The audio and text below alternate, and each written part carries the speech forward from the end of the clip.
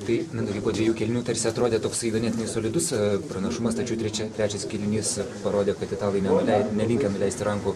Na, ketvirtas, kaip apskritai apibūdintum tas rungtynes? Vis dėlto yra top 16 komanda, yra komanda pristaigė prie mūsų gynybos, užpuolė gerai. Tai yra labai smagu, kad mes, kaip ir paskutinis 4 varžybas, jeigu priešininkas pasivydavo, atrodo, kad lyg nuleisdavom rankas ir pasiduodam. Šį kartą parodėm valią, atsiplėšėm, gerai, manau, kad geros gynybos pastangom laimėjom. Kovą po lenta laimėjote, tai irgi turbūt buvo vienas iš aspektų.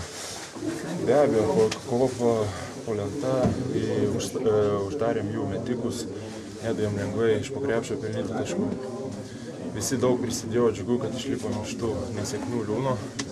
Džiugu, kad fanai atėjo vis dėlto palaikyti, mums tikrai buvo 6 žaidėjas. Smagu.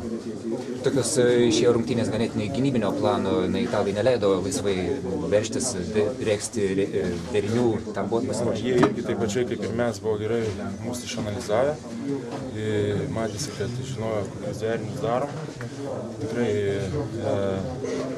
treneris propaguoja tokio stiliaus žaidimą, kietą žaidimą, Serbijos mokyklą, bet sakau, dar kartą parodėm valią, gerą gynybą ir laimėjom. Labai smagu dėl komandos ir dėl fanų. Ačiū.